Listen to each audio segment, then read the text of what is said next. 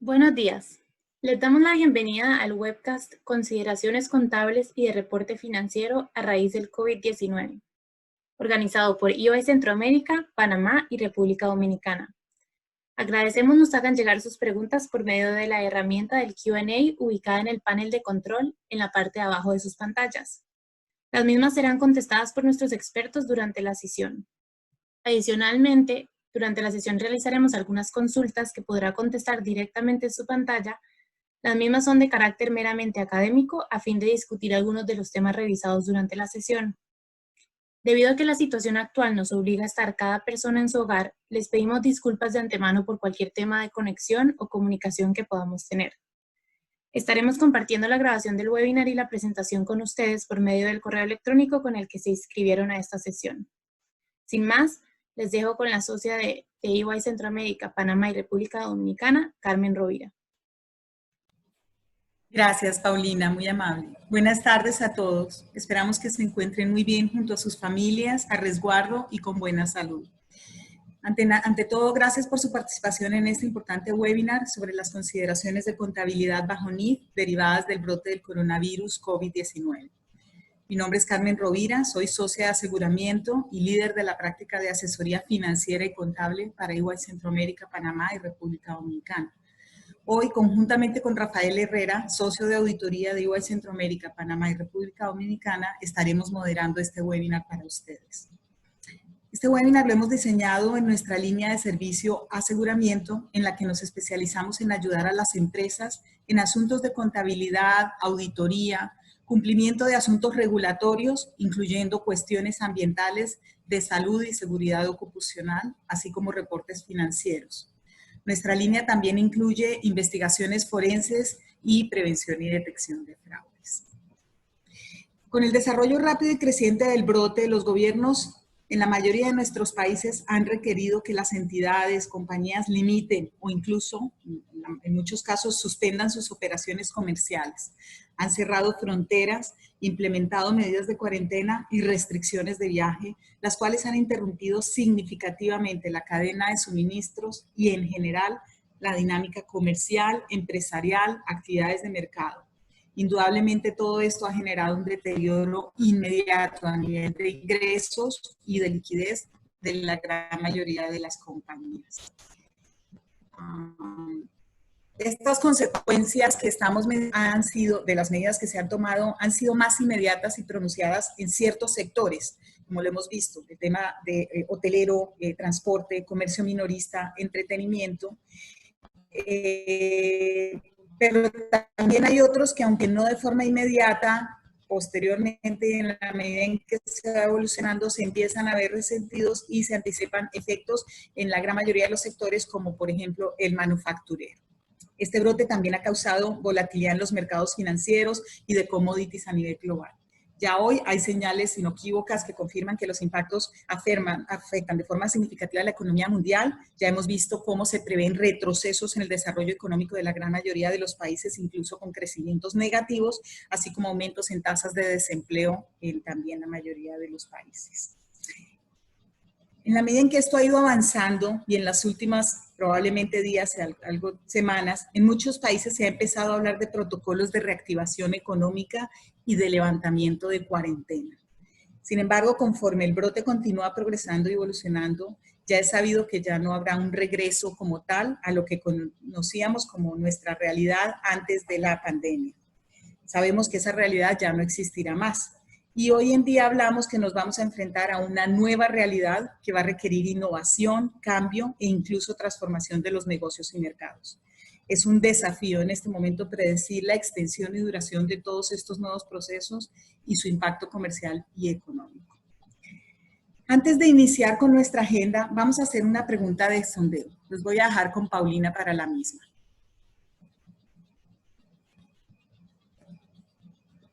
Buenos días, perdón. Bueno, aquí está la primera pregunta que dice, ¿cuál crees que será el impacto en tus informes financieros preparados bajo normas internacionales de información financiera del brote del coronavirus y las medidas que los gobiernos tomaron con posterioridad al mismo para intentar controlarlo? Les agradecemos nos hagan llegar sus respuestas en los siguientes 30 segundos. Gracias.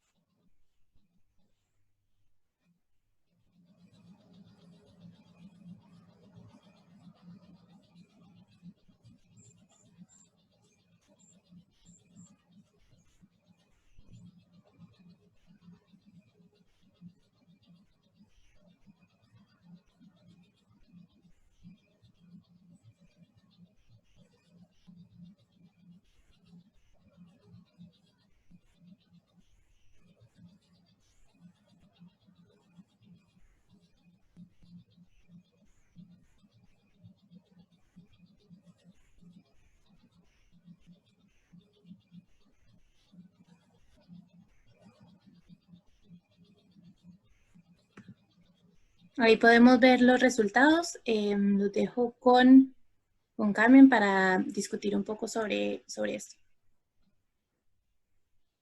Gracias, Paulina.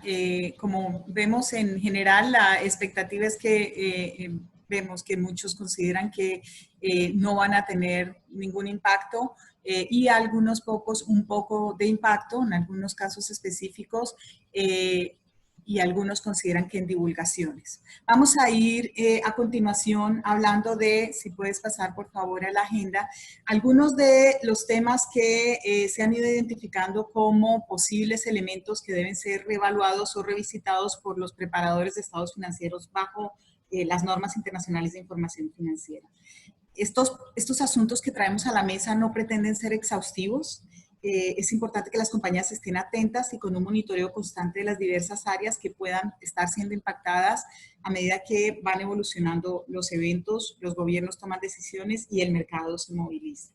Nuestro análisis acá es un repaso de las normas que ya existen y obviamente su aplicación al final dependerá de las circunstancias específicas de cada entidad. Voy a dejarlos con mi socio Rafael para que empecemos con el tema de negocio en marcha. Buenas tardes, espero que estén todos muy bien. Empresa en marcha. Las NIF requieren en la preparación de los estados financieros que la alta administración evalúe la capacidad de una entidad para continuar como empresa en marcha. Es decir, si el supuesto de empresa en marcha aún es aplicable. Al hacer esta evaluación, la administración debe tomar en consideración los efectos que ya se han generado a partir del brote de coronavirus y aquellos que razonablemente se pueden anticipar. Asimismo, al evaluar si ese supuesto es apropiado, se requiere revisar y considerar toda la información disponible sobre el futuro de al menos 12 meses, no limitado a este tiempo, a partir de la fecha de aprobación de los estados financieros. En consecuencia, se requieren divulgaciones cuando el supuesto de empresa en marcha no es utilizado o si existe incertidumbre material que pueda arrojar dudas importantes sobre la capacidad de la entidad para continuar como empresa en marcha. Por ejemplo, cuando una entidad tiene un historial de operaciones rentable y depende de recursos financieros externos, pero debido al brote, sus operaciones han sido suspendidas antes o después de la fecha del informe, la administración debería considerar muchos factores relacionados a la situación adversa actual, incluido el impacto esperado sobre la liquidez y la rentabilidad, antes de que pueda asegurarse que la base de negocio en marcha es apropiada. La gerencia debe considerar toda la información disponible sobre el futuro que fue obtenida después de la fecha del informe, incluidas las medidas tomadas por los gobiernos y los bancos para proporcionar alivios a las entidades afectadas. Dado lo imprevisto del impacto potencial del brote, puede haber incertidumbres materiales que generen dudas significativas sobre la capacidad de la entidad para operar sobre la base de una empresa en marcha. Sin embargo, si la entidad prepara los estados financieros bajo el supuesto de negocio en marcha, se requiere revelar estas incertidumbres materiales en los estados financieros para dejar claro a los lectores que el supuesto de negocio en marcha utilizado por la administración está sujeto a incertidumbres materiales. El grado de consideración requerido, la conclusión alcanzada y el nivel requerido de divulgación dependerá de los hechos y circunstancias en cada caso, porque no todas las entidades se verán afectadas de la misma forma. Juicios significativos y actualizaciones continuas de la evaluación a la fecha de emisión de los estados financieros pueden ser requeridos dada la naturaleza evolutiva del brote y las incertidumbres involucradas. Con respecto a deterioro de activos, próximo slide, por favor. Con respecto a deterioro de activos, la situación del COVID-19 en el negocio puede originar impactos y efectos relevantes en la evaluación del deterioro de activos. Según NIF, un activo se deteriora cuando una entidad no puede recuperar el valor según libro, ya sea a través de su uso o venta. Una entidad debe estimar el importe recuperable del activo cuando hay indicios de deterioro, ya sea se originen tanto de fuentes internas como de fuentes externas. El monto recuperable es el mayor entre el valor razonable menos los costos de disposición y el valor de uso. El valor razonable se define en la NIF 13 y lo veremos más adelante. El valor de uso se define como el valor presente de los flujos de efectivo futuros que se espera obtener de un activo o unidad generadora de efectivo. Este cálculo incorpora una estimación de los flujos de efectivos esperados y las expectativas sobre posibles variaciones de dicho flujo de efectivo. La NIC 36, deterioro de valor de los activos, requiere que la entidad evalúe al final de cada periodo sobre el que informa si existe algún deterioro para los activos no financieros de una entidad. Los eventos posteriores a la fecha de reporte deben considerarse en la evaluación del indicador de deterioro solo si proporcionan evidencia adicional de las condiciones que existían al final del periodo. De manera similar, la determinación de los montos recuperables de un activo solo debe considerar la información obtenida después de la fecha de reporte, si dicha información se relaciona con condiciones existentes al final del periodo. Se requiere que la administración efectúe un juicio de todos los hechos y circunstancias para hacer esta evaluación. Con los recientes avances del brote del COVID, existen fuentes de información tanto externas como internas con efectos significativos. Por ejemplo, la caída de los precios de las acciones y productos básicos, la disminución de la tasa de interés de mercado, el cierre de plantas de fabricación, cierre de tiendas, reducción de la demanda, precios de bienes y servicios y cualquier otro que indican que el valor recuperable de activo pudiera verse afectado.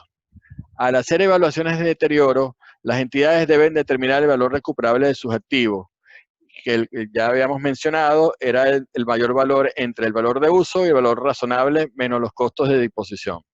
En los casos de que el importe recuperable se estime en función al valor de uso, las consideraciones sobre estimaciones contables aplican. Los flujos de efectivos presupuestados deben reflejar la mejor estimación de la administración al final del periodo de reporte de las condiciones económicas que existían durante la vida restante del activo. Con la situación actual de incertidumbre, se esperan que existan desafíos importantes para elaborar un pronóstico de flujo de efectivo futuro. En esta circunstancia, un enfoque de flujo de efectivo esperado basado en la probabilidad ponderada de distintos escenarios puede ser lo más apropiado para reflejar la incertidumbre actual, que una sola estimación para el valor de uso. Dado que la vida útil restante de muchos activos como el fondo de comercio Goodwill es a largo plazo, las entidades deben considerar solo los efectos a corto plazo, sino especialmente los a largo plazo también. Cuanto más incierto es el entorno actual, más importante es para la entidad proporcionar revelaciones detalladas de los supuestos utilizados, la evidencia en los que se basan y el impacto que un cambio en los supuestos puede tener sobre las conclusiones. A medida que la crisis evoluciona y las condiciones se vuelven más impredecibles, la administración deberá ejercer juicios significativos para determinar supuestos razonables que reflejen condiciones existentes a la fecha en que se hace el análisis de deterioro. Nosotros esperamos que el escenario actual, la mayoría de estos supuestos estarán sujetos a incertidumbres significativas. Las compañías deberán proveer divulgaciones detalladas sobre los supuestos utilizados y sus correspondientes sensibilidades. Ahora viene Carmen con eventos subsecuentes. Gracias, Rafa. Eventos subsecuentes es otro tema que ha cobrado muchísima importancia en estos momentos y que va a permanecer como un elemento fundamental en la emisión de los estados financieros a partir de la fecha, dado los cambiantes elementos que vemos permanentemente.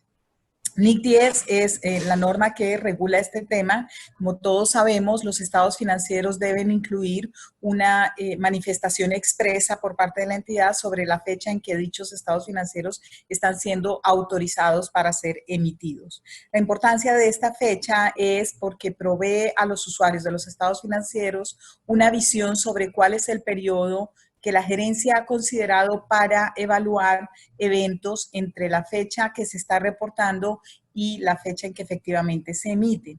Estos eventos pueden tener o no un impacto en las cifras que se están reportando, incluyendo las notas a los estados financieros.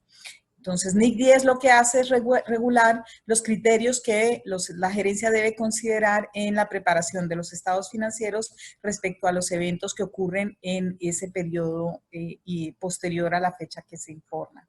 Y el principal asunto es cómo diferenciar qué eventos que ocurren en ese periodo se consideran eventos que requieren un ajuste a las cifras que se están incluyendo en los estados financieros de aquellos eventos que ameritan una divulgación adicional en las notas a los estados financieros. Al final, la clave para determinar la diferencia entre ambos tratamientos será si el evento que ocurre arroja evidencia de condiciones que ya estaban existentes al cierre del periodo sobre el cual se está informando. Si pensamos con respecto a esto, a la situación que venimos viviendo desde el diciembre pasado y en los últimos meses, la mayor parte de los impactos en las operaciones comerciales pueden no necesariamente haber sido una consecuencia directa del brote. Como todos sabemos, el brote inició en diciembre en China y posterior al cierre del año, en marzo, es que la Organización Mundial de la Salud lo declara una pandemia mundial con las consecuentes actividades y decisiones tomadas por los gobiernos. En la medida en que esto se da de esta manera, las entidades podrían entrar a cuestionar si muchas de las situaciones que se han visto enfrentadas, como disminución en sus ingresos o pares de sus operaciones, o incluso decisiones con respecto a empleados, son consecuencia del brote como tal. Pero como hemos hablado, en realidad, más que el brote, son las medidas que se han tomado por los gobiernos y los mercados para contenerlo, los cuales claramente han sido posteriores al cierre, por ejemplo, de diciembre del 2019. Con vistas a esto, es claro que podría ser un elemento de consideración para divulgaciones, no tanto así para ajustes para estados financieros que sean reportados con este corte. Sin embargo, no podemos quedarnos con una visión de que esto para acá. Continuamente los gobiernos han estado tomando diversas medidas, los mercados están reconociendo que nos estamos moviendo a una nueva realidad que va a requerir que las compañías se reinventen, haya innovación o incluso implementen cambios con mayor celeridad y flexibilidad. La incertidumbre que se plantea no solo en meses, sino probablemente en los próximos 18 meses a 2 años, aumentan las probabilidades de cambios en las regulaciones de los gobiernos, en las decisiones de normas tributarias y legislativas, así como cambios a lo interno. Esto aumenta la probabilidad de que haya eventos ocurriendo después de las fechas de cada reporte de los estados financieros de las entidades y que dichos eventos puedan tener un impacto en los estados financieros. Teniendo en cuenta todo lo anterior, va a ser fundamental que las entidades se aseguren de implementar o robustecer, de ser el caso, los procesos que tienen internos para identificar y evaluar eventos materiales que ocurran posteriores a cada periodo de reporte, incluyendo aquellos que no necesariamente requieran ajuste, pero que razonablemente puedan requerir una revelación para que los usuarios de los estados financieros tengan la suficiente información para entender dichos estados financieros y tomar sus decisiones sobre ellos. Adicional al tema de eventos subsecuentes y a los que hemos venido mencionando, otra área que tiene muchísimos impactos o está teniendo muchísimos impactos es la de instrumentos financieros. Hay diversos elementos en los instrumentos financieros que podríamos traer a la mesa. Acá vamos a evaluar algunos de ellos. El primero se refiere a las revelaciones, similar a lo que estábamos mencionando, y la importancia de dichas revelaciones para los usuarios a los estados financieros. La NIF 7, que cubre los temas relativos a revelaciones sobre instrumentos financieros, incluye un requerimiento de las compañías de revelar las concentraciones de riesgo que tengan en sus operaciones. En la medida en que dicha concentración no pueda ser fácilmente deducible de otra forma de revelaciones o de información presentada en los estados financieros. Y la necesidad de esta revelación es simplemente porque a mayor concentración de riesgo, pues es mayor la probabilidad de pérdida o mayor riesgo de pérdida para una compañía. En el pasado es muy probable que las compañías con unas operaciones relativamente estables no hayan dado mayor importancia a esta revelación, pensando y probablemente que no tenía un impacto o no hacía una diferencia su inclusión en los estados financieros o no. Hoy en día esta decisión puede ser totalmente contraria y se puede estar observando situaciones o industrias altamente impactadas precisamente por la concentración de riesgo. Ejemplos de estos pueden ser los proveedores o la cadena de suministros del sector, digamos, hotelero o del sector de aerolíneas, en la medida en que son industrias y sectores que están totalmente o han estado totalmente paralizados por los últimos meses. Al revelar obviamente esto, va a ser evidente el grado de vulnerabilidad que tienen y un impacto severo no solamente a sus operaciones en estas semanas pasadas, sino también a su futuro inmediato y probablemente a los años por venir. Obviamente estos análisis deben ser congruentes y debe haber una consistencia con otros análisis como el que mencionaba Rafael relativo al negocio en marcha de una entidad. Adicional a este también tenemos otros como por ejemplo el aumento en el riesgo de liquidez. Las revelaciones requeridas por parte del NIF 7 exigen o incluir los cambios en las posiciones de liquidez de la entidad en general. En este caso obviamente van a ser cambios originados por el brote y nuevamente por las decisiones que han tomado los mercados y gobiernos para controlarlo sustancialmente.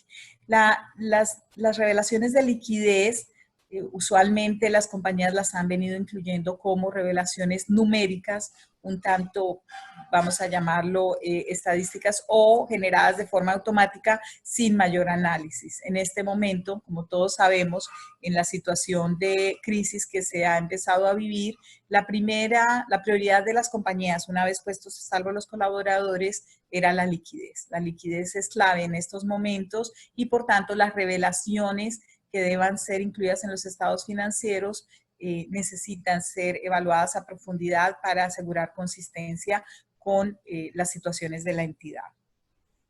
Es claro con esto que la pandemia y las situaciones relacionadas que estamos viviendo están generando también nuevos o pueden estar generando nuevos riesgos o incrementando la probabilidad y el impacto de aquellos que ya eran existentes. Esto va a llevar a que las entidades ahora de forma más recurrente y profunda reevalúen y revisen sus revelaciones actuales sobre riesgos y la suficiencia de dichas revelaciones para asegurar que los usuarios de los estados financieros cuenten con información suficiente para sus decisiones. Otro elemento de los instrumentos financieros es la clasificación de los activos.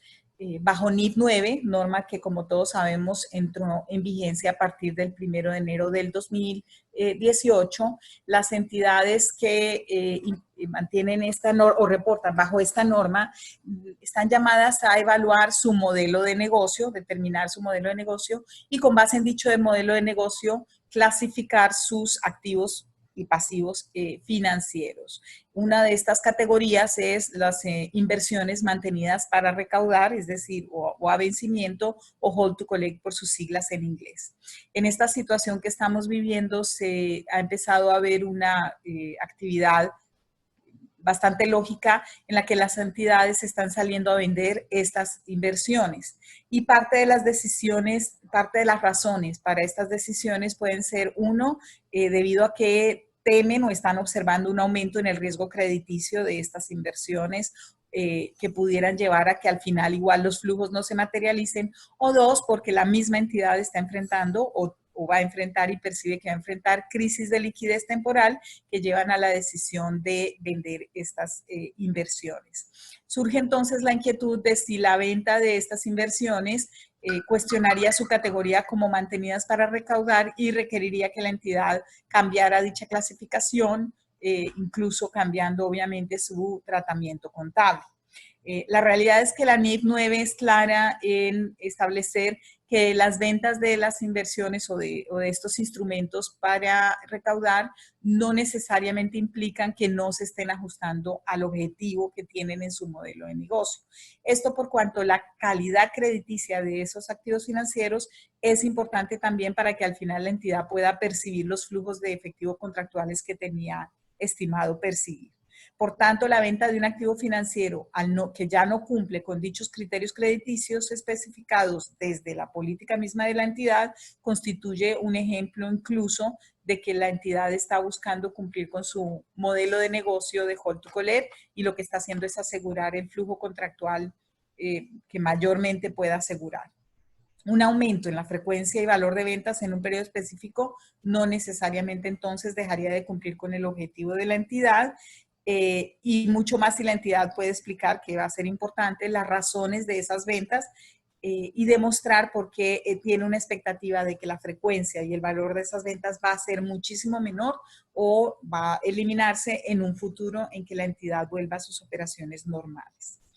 Por tanto, con este análisis y con lo que incluye la norma, la expectativa es que no haya reclasificaciones o sean poco frecuentes las reclasificaciones por cambio de modelo de negocio, digamos, debidos a esta situación particular que se está viviendo y que realmente solo se hagan cuando efectivamente haya un cambio significativo en las operaciones o en dicho modelo. Habiendo dicho eso, sin embargo, retomando lo que hemos mencionado ya sobre que la situación actual de la pandemia está llevando a que vamos a vivir una nueva realidad y a que las organizaciones se van a reinventar o incluso va a haber muchísima innovación y cambio en sus operaciones, esos sí podrían ser elementos que lleven a una conclusión que las entidades tengan un cambio de su modelo de negocio, que probablemente en otras circunstancias sería difícil de soportar, siendo tan reciente la adopción de esta nueva norma. Es importante dejar claro que el análisis que acabamos de efectuar podría arrojar conclusiones diferentes bajo NIC 39, sabiendo conscientemente que muchas entidades todavía aplican NIC 39, como el caso del sector asegurador. NIC 39 sí, muchísimo más exigente, establecía que ventas de inversiones mantenidas al vencimiento podrían ser indicio de que al final todo el portafolio debía ser reclasificado y cambiada su contabilización. Con respecto a otro elemento de los instrumentos financieros es la evaluación en el caso de los pasivos de cuando existen modificaciones a un contrato o a un acuerdo de deuda. En el caso de los activos financieros, la norma realmente no es explícita o no considera qué criterios o qué evaluación se debe hacer. Luego ahí hay más espacio para que las entidades hagan sus propios análisis, siempre dentro del marco de las NIF. En el caso de los pasivos, cuando existen modificaciones a los términos de un contrato de deuda, la NIF 9 sí requiere que se haga un análisis que incluye algunas valoraciones cualitativas y particularmente un elemento cuantitativo de análisis, el cual pide que la entidad compare los flujos de efectivo antes y después de la modificación, siempre descontados a la tasa de interés efectiva original del instrumento. Al final, si la diferencia entre dichos flujos de efectivo descontados es mayor al 10%, la conclusión es que esta modificación lleva a un nuevo instrumento y el anterior debe darse de baja totalmente con todos sus impactos y registrar el nuevo elemento o modificación, que no sería el caso si es menor al 10%, en el cual pues es simplemente una modificación que debe ajustar, pero no dar de baja a lo ya registrado. Como mencioné, existen otros aspectos cualitativos que pues se deben evaluar particularmente en cada caso. Importante también llamar a la mesa que, similar a lo anterior, bajo NIC 39, el tratamiento contable que se da a estas modificaciones de contratos es diferente que bajo NIC 9. En cada uno existen ciertas opciones o requerimientos que harían que la entidad pudiera tener un impacto diferente en resultados en cada caso. Finalmente, en el caso de, bueno, y antes de pasar a deterioro, en el caso de las coberturas, también existen varios impactos que se han ido dando. Acá vamos a hablar un poco sobre lo que son las coberturas, sobre los flujos de efectivo de transacciones proyectadas. Como todos sabemos, en la contabilización de estas coberturas, en la medida en que se consideran coberturas efectivas y la compañía tiene documentada su estrategia, los impactos o variaciones, ganancias y pérdidas del valor de mercado de estas coberturas se lleva al otro resultado integral en la medida en que la transacción no ha ocurrido. En el caso que estamos ahora viviendo y con todos los cambios, puede existir un cambio en estas condiciones que lleve a pensar que ya la transacción no es altamente probable. Sin embargo, puede haber un escenario en que se espera que ocurra, aunque esa probabilidad ya no sea tan alta. En este caso, la entidad deberá dejar de registrar la contabilidad de cobertura de forma prospectiva a la fecha en que está haciendo esta evaluación, con lo cual a partir de esa fecha todos los impactos deberán ser reconocidos en resultados bajo el modelo de mark to market. En este caso, en la medida en que la transacción todavía se piensa que puede ocurrir, las ganancias o pérdidas que se habían acumulado hasta la fecha en el otro resultado integral permanecerán ahí hasta el momento en que ocurre la transacción, momento en que son recicladas a resultados. Diferente es el caso si ya definitivamente no se espera que ocurra la transacción, caso en el cual, adicional a dejar de llevar una contabilidad de cobertura, todos los ingresos y gastos que están acumulados en el otro resultado integral deben ser inmediatamente reclasificados a resultados, reconociendo estos impactos. Es claro que las entidades van a estar revisando permanentemente todas las coberturas en este periodo y los que vienen por todos los cambios que están ocurriendo. Y bueno, sin ser necesariamente el último elemento que creamos que tenga impacto, pero sí el que traemos a la mesa, el del deterioro, que claramente ahora se está viendo impactado en todas las entidades, dadas los riesgos crediticios que ahora se estarán presentando en diversas operaciones y mercados. Dadas las incertidumbres que se están presentando, es importante que las entidades evalúen las estimaciones de una probabilidad ponderada, no necesariamente un único resultado, y puedan incluir escenarios y supuestos varios de lo que creen que puede pasar a futuro. Esto ayudará a que no se vea como una evaluación sesgada y le añada mayor transparencia a las evaluaciones de la entidad, incluyendo el valor del dinero en el tiempo. Algunos elementos que son importantes a considerar son, por ejemplo, la redefinición de los segmentos de las carteras de créditos, grupos o cuentas por cobrar. Al inicio o en la implementación de NIF 9, las entidades evaluaron sus segmentos o grupos de carteras de crédito según características de crédito similares. En este momento que estamos viviendo y con lo que viene a continuación, las entidades van a estar cambiando y esto puede llamar a que esas agrupaciones y segmentos ahora requieran ajustes o también vean cambios. Obviamente tiene que haber evaluaciones individuales y colectivas de créditos, pues habrá cada circunstancia y cada entidad respondiendo de forma diferente. Una situación muy particular, la ampliación en los plazos de pago, que se está dando en prácticamente todos nuestros mercados, incluso con iniciativas gubernamentales, no necesariamente aumenta el riesgo crediticio en este momento de la entidad, pero en la medida en que se extiende el plazo sí puede estar aumentando el factor de riesgo de incumplimiento, que es una parte importante del cálculo de pérdida esperada. Y bueno, existen muchas consideraciones adicionales para los bancos, como la suspensión de los efectos de morosidad, que son un alivio que los gobiernos están dando a muchísimos mercados y que los bancos están llamados a evaluar en sus elementos y estimaciones, así como otras medidas de apoyo. Este tema es tal vez uno de los que incluye mayores elementos a considerar, por lo cual hemos dado un webinar separado que invitamos a aquellos que no hayan participado a escucharlo. Está disponible, en donde en detalle entramos a analizar estos y otros elementos a considerar. Sin lugar a dudas, al ser una situación sin precedentes en la historia y ni comparabilidad a otros eventos, la evaluación de todos estos impactos en las pérdidas crediticias van a requerir muchísimos juicios significativos y mayores revelaciones mucho más robustas y transparentes de esos supuestos usados, así como la sensibilidad.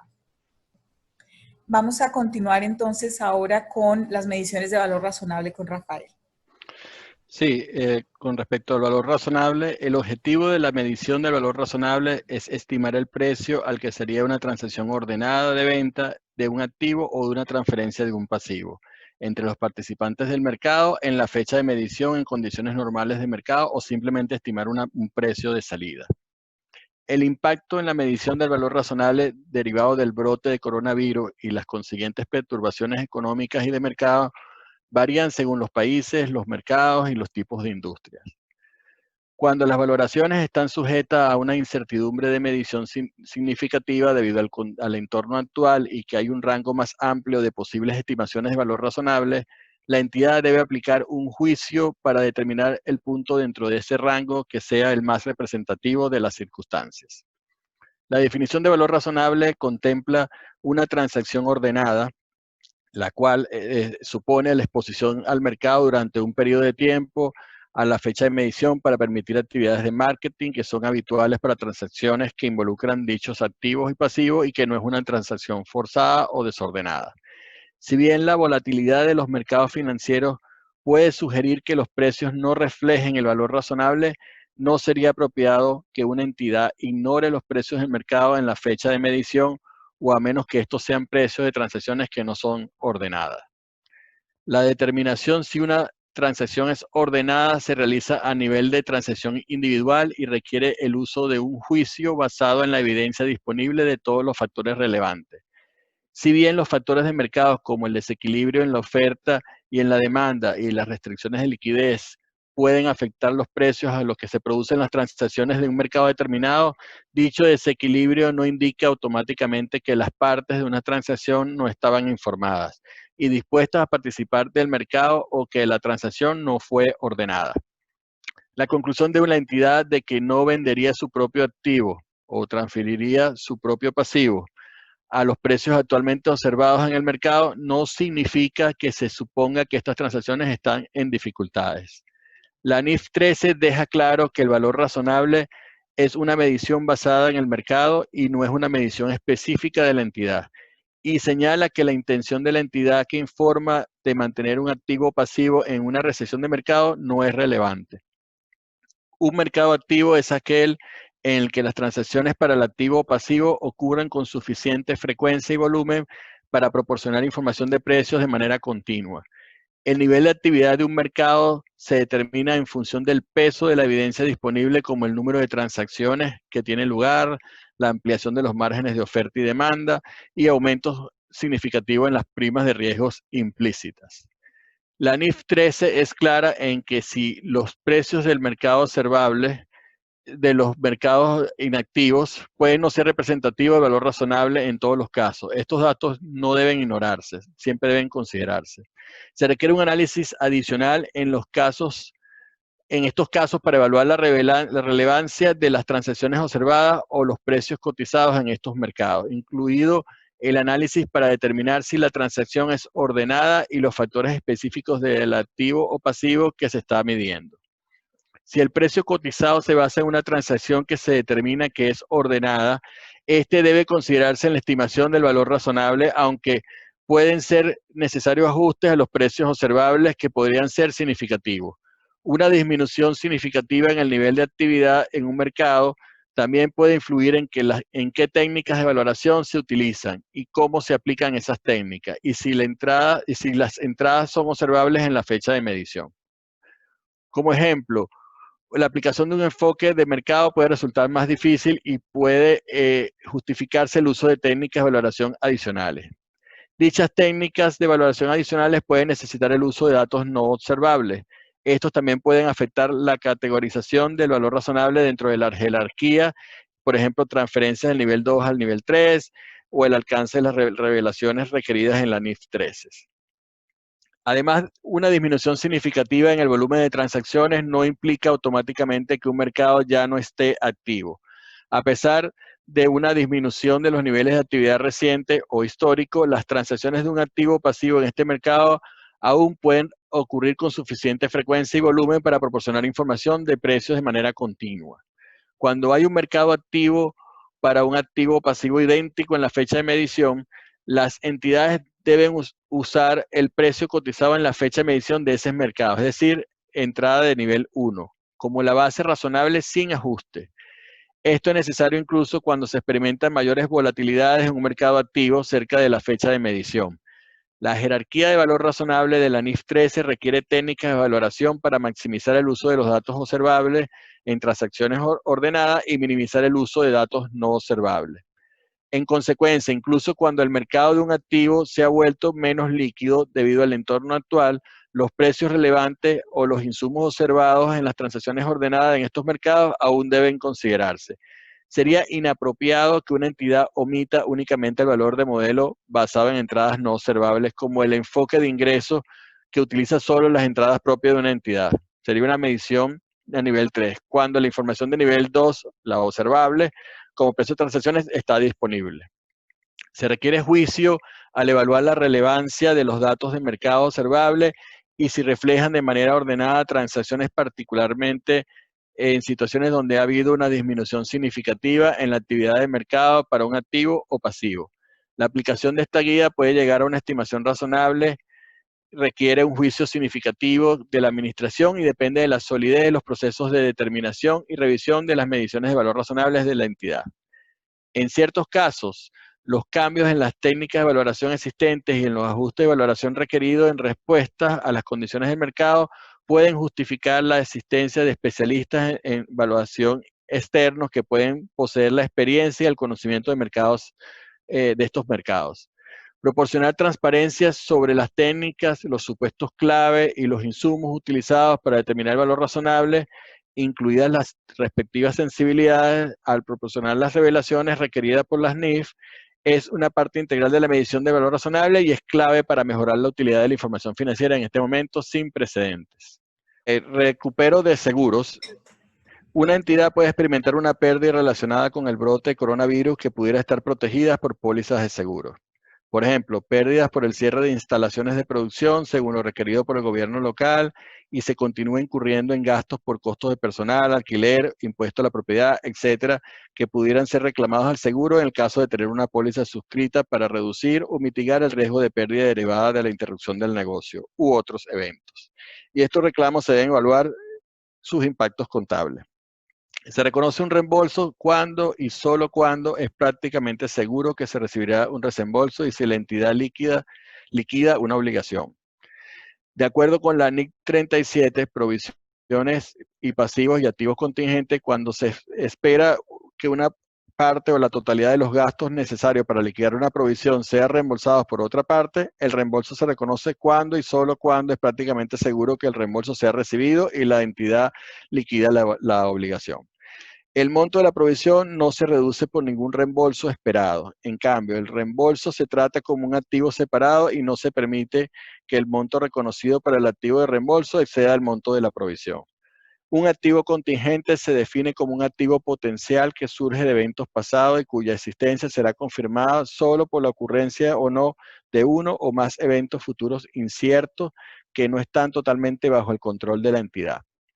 Una entidad no reconoce un activo contingente porque esto puede resultar en el conocimiento de ingresos que nunca se realizarán. Sin embargo, cuando la realización del ingreso es prácticamente seguro, el activo relacionado no es un activo contingente y su reconocimiento sería apropiado.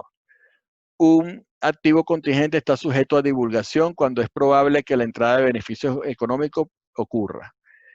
Una entidad necesita evaluar continuamente sus activos contingentes para garantizar que reflejen adecuadamente en los estados financieros y que se muestra o se divulga dicha información. Si una entrada de efectivos económicos se ha vuelto probable cuando anteriormente era posible, pero no era probable, se requiere que una entidad revele el activo contingente. Si se ha vuelto prácticamente seguro que surgirá una afluencia de beneficios económicos, el activo y los ingresos relacionados se reconocen en los estados financieros en el periodo en que se produce el cambio. La contabilización de las reclamaciones de seguro diferirá en función de la variedad de factores, incluida la naturaleza de la reclamación, la cantidad de ingresos, los ingresos anticipados, de momento de la pérdida, recuperación del seguro, etc. Además, cualquier contabilización de los ingresos del seguro se verá afectada por la evaluación de la cobertura de este tipo específico de pérdida en una situación dada, así como un análisis de la capacidad de aseguradora para satisfacer el reclamo. En algunos casos puede quedar claro que el umbral de reconocimiento para el reembolso se alcanza cuando se incurre en el gasto reembolsable. En otros casos se requiere un análisis cuidadoso de los términos y condiciones de la política de interrupción de negocio de una entidad debido a la amplia variedad de los términos relacionados con la naturaleza y nivel de pérdidas cubiertas. Algunas pólizas que cubren pérdidas de ingreso o márgenes operativos generalmente se miden durante cierto plazo de tiempo y requieren comparaciones con periodos similares en años anteriores.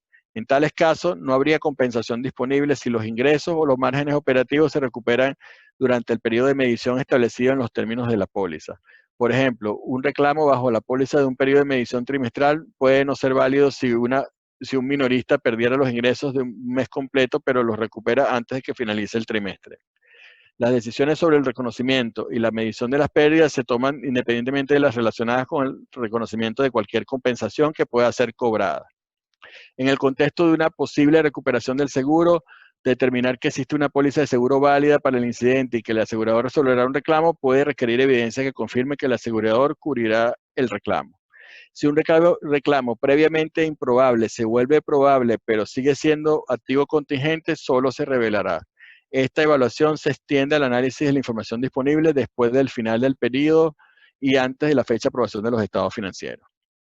Por ejemplo, si una posterioridad a la fecha del reporte, pero antes de la autorización para la emisión de los estados financieros, se produce un cobro de un reclamo por parte de la entidad, esto puede considerarse como la confirmación de la aseguradora de que su póliza de seguro cubre este tipo de pérdida y proporcionaría la evidencia de cobertura al final del periodo para la presentación de los informes. La compensación no está permitida en el estado de situación financiera y cualquier activo de reembolso de seguro se clasifica por separado de cualquier provisión.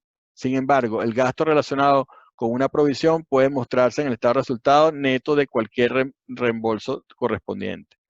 De acuerdo con la NIC 7, estados de flujo de efectivo, los flujos de efectivo de las operaciones de actividades operativas se describen como flujo de efectivo de las principales actividades productoras de ingresos y de la entidad y otras actividades que no son actividades de inversión o financiación. Si los ingresos del seguro están relacionados con la interrupción del negocio, los flujos de efectivo correspondientes se clasifican como flujo de efectivos operativos.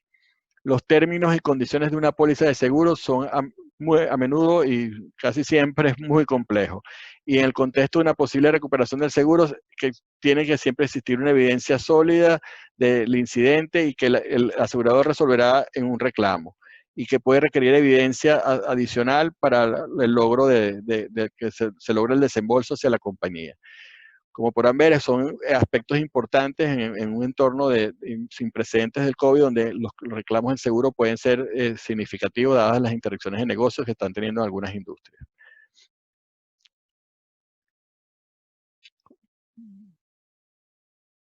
Listo, Carmen, continúa.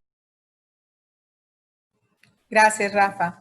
Vamos a ver un tema que recientemente vimos muchas de las compañías que reportan bajo NIF debieron haber pasado el proceso de implementación de la NIF 16 y se refiere a las consideraciones sobre modificaciones a los contratos. Inicialmente, cuando se empezaron a ver las crisis y las situaciones que requerían que los gobiernos tomaran decisiones o las preocupaciones de mercado, uno de los alivios más generalizados que se dio fue el tema de concesiones en las rentas en contratos de arrendamiento. Particularmente todo el sector comercial ha vivido esta realidad y es probable que estos alivios continúen dándose, así como algunos o negociaciones temporales o traslados de pagos de cuotas a futuro. Surge entonces la consideración sobre si esto podría ser llamado a ser una modificación al contrato de arrendamiento tal cual como se conoce. Muy temprano en abril, el IASB y el FASB emitieron documentos, el FASB, que es el ente normador de las normas contables de aceptación en los Estados Unidos, sí, digamos que proveía algunos alivios y algunas consideraciones para modificar lo que estaba establecido en la norma. Sin embargo, el IASB, que es el ente encargado de las normas internacionales de información financiera, emitió más bien un documento bastante educativo, recordando y destacando cuáles eran los requerimientos de la NIC 16 y de otras normas para el tratamiento contable de los contratos de arrendamiento y de las concesiones de renta que fueran otorgadas por el arrendador. Máxime en esta situación actual. Básicamente el documento no cambiaba nada de la norma, al contrario, su intención era soportar y aclarar, así como promover la aplicación de la norma tal cual como está. Y de cara a lo que establecía la norma o lo que establece la norma, estos alivios o concesiones podrían ser vistos desde dos puntos de vista. El primero es que claramente constituyen una modificación, que no están considerados en el contrato inicialmente, nadie tenía previsto esto, y por lo tanto deben ser tratados contablemente según lo que establece la norma para cambios o modificaciones en los contratos de arrendamiento. Esto obviamente también llamaba a hacer un análisis porque también es cierto que podría haber contratos que contuvieran cláusulas de fuerza mayor y que podrían dichas cláusulas ser evaluadas como que sí estaban consideradas estas situaciones en el contrato inicial y por tanto esto no era una modificación. Es decir, requeriría un análisis sobre cada contrato para evaluar si esto es o no.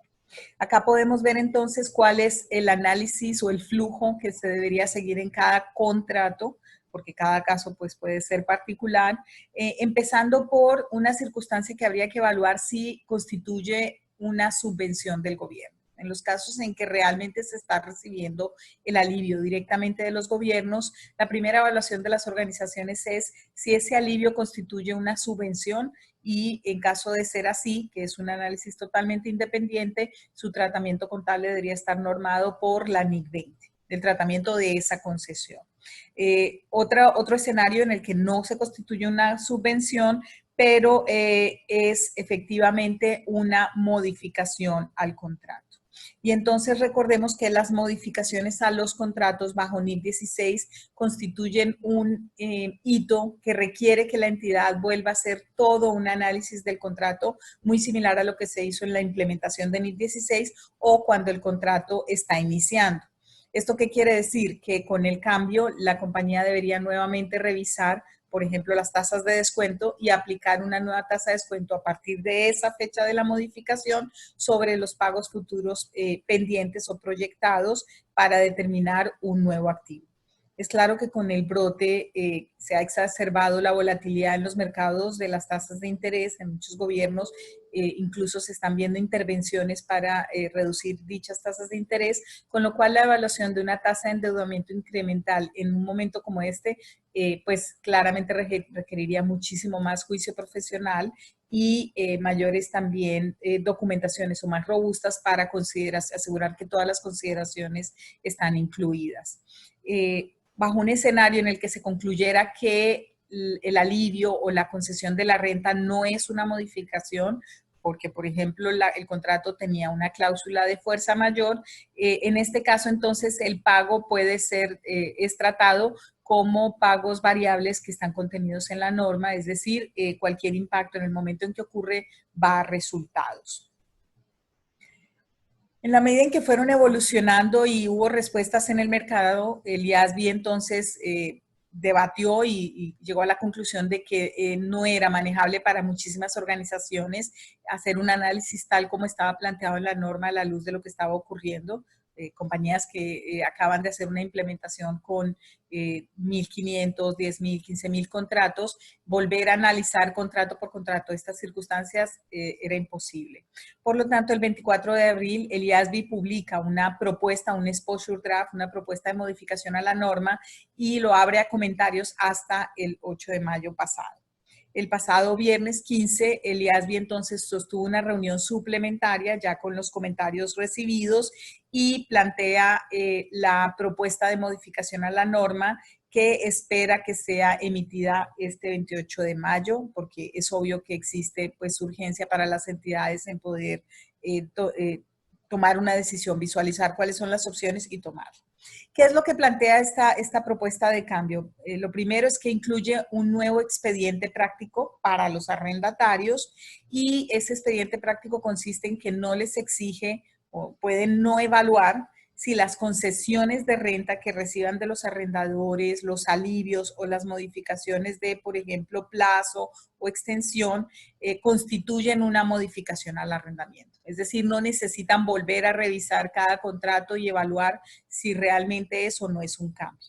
Y al aplicar esta exención y no evaluarlo, contabilizarían cualquier cambio en los pagos de arriendo como si no fueran una modificación, esto es, como si fueran pagos variables con impacto en resultados. Esta propuesta de adenda tenía un periodo de cambios inicialmente que cubría el 2020, es decir, todos aquellos alivios o modificaciones a esos contratos que se dieran durante el 2020, pero con los comentarios recibidos es claro que esta situación se va a extender, entonces la adenda está planteada finalmente con cambios o modificaciones que se den hasta el 30 de junio del 2021. Vamos a ver otras consideraciones muy rápidamente, dado el corto tiempo. Son importantes que las compañías estén permanentemente revisando, dadas sus operaciones, actividades y particularidades, unas normas u otras pueden ser más relevantes. Un tema importante son los reconocimientos de ingresos. para las compañías reportando bajo NIF Full. Como sabemos, desde el 1 de enero del 2018 también se implementó NIF 15, reconocimiento de ingresos, que trae varios elementos que con esta situación que estamos viviendo pueden ser altamente impactados. El primero es las compensaciones o contraprestaciones variables, que con NIF 15 ya se incluyó un requerimiento que desde el día 1 las entidades deben hacer estimaciones, la mejor estimación que crean del ingreso que pueden reconocer sobre esa contraprestación variable, y conforme va pasando el tiempo, pues irlo ajustando. Algo que incluye también la norma es que ese reconocimiento tiene un techo y no puede reconocerse un ingreso que exista algún riesgo que en el futuro tenga que ser reversado. Esa probabilidad de reverso hoy en día se ve incrementada, o ese riesgo de reverso de ingresos, por lo tanto las compañías van a tener que revisitar esas estimaciones de contraprestación variable. Otro elemento importante, si recordamos que introdujo NIF 15, es que desde el momento 1 en el reconocimiento de ingresos incluyó un factor de recuperabilidad que antes no existía en esas consideraciones y que en estos momentos también pues va a cobrar muchísima relevancia en las análisis para el reconocimiento en el día 1. Elementos adicionales como por ejemplo valores de mercado para elementos individuales, para valores de mercado de cada elemento del reconocimiento de ingresos, también van a ser importantes. En el caso de los impuestos, como los gobiernos están emitiendo nuevas normas, alivios o disposiciones, y esto va a continuar también durante un periodo, va a ser importante en cada cierre o en cada medición de impuestos determinar cuál es la tasa de impuestos sustancialmente activa o vigente, promulgada, así como las proyecciones de impuestos diferidos, a qué tasas se espera que se recuperen o que se cancelen los impuestos a futuro. En el caso de las subvenciones del gobierno, como estamos diciendo permanentemente, también se han estado dando alivios, se reciben también ayudas o soportes por parte del gobierno, y las entidades van a tener que reevaluar y revisitar y asegurarse que el reconocimiento de esas subvenciones son reconocidas, tratadas contablemente de la forma apropiada. Otro elemento es el de contratos onerosos. NIC 37 regula y establece los criterios para evaluar cuándo un contrato es oneroso. No ha sido en el pasado tan común que las entidades estén llamadas a revisar esta norma. El contrato oneroso es aquel en el que la entidad hace una evaluación y en un momento en el tiempo estima que los costos de cumplir con ese contrato exceden el beneficio que el contrato va a dar. En las condiciones actuales va a ser muchísimo más normal o probable que surjan estas situaciones de contratos. Por ejemplo, una entidad que dada lo que estamos viviendo se vea llamada tal vez a reducir operaciones o no tenga acceso a ciertas cosas para cumplir con contratos con clientes, y su forma de cumplir tal vez sea al mercado salir también a buscar un tercero que lo ayude a cumplir. La estimación, obviamente, el criterio que establece la norma es que debe ser hecho con el mínimo que la entidad estima que va a incurrir para poder honrar el compromiso establecido. Y bueno, existen otras áreas como por ejemplo inventarios y su valor razonable, si tal vez ahora, valor de realización, si tal vez ahora está por debajo del costo, o las vidas útiles de activos a largo plazo en los casos en que también nuevamente con los cambios que se están viendo en las entidades haya un riesgo de que esto esté cambiando. Con todas estas consideraciones, es claro que las compañías necesitan implementar o robustecer sus procesos de análisis técnico-contable, reevaluar las áreas de posibles impactos según sus actividades y sus operaciones.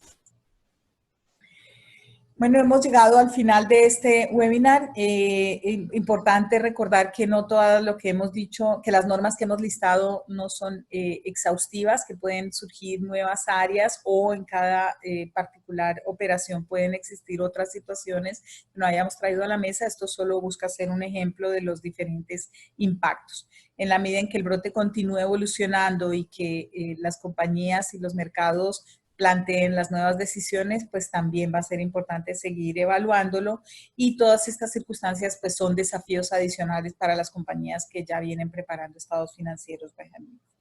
En el caso en que haya compañías que aún no hayan emitido sus estados financieros a diciembre del 2019, pues deberán evaluar el brote y las condiciones subsecuentes para las revelaciones de sus posibles impactos y su cuantificación.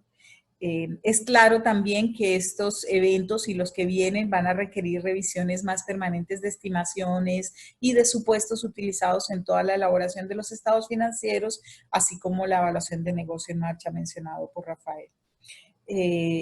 Al final, todas estas revisiones y supuestos y todas las demás actividades de la entidad deben estar apropiadamente reflejadas en las revelaciones y las notas a los estados financieros. Agradecemos la participación de todos y con esto damos culminación al webinar. Muchas gracias. En nombre de EY Centroamérica, Panamá y República Dominicana, les deseamos un excelente día.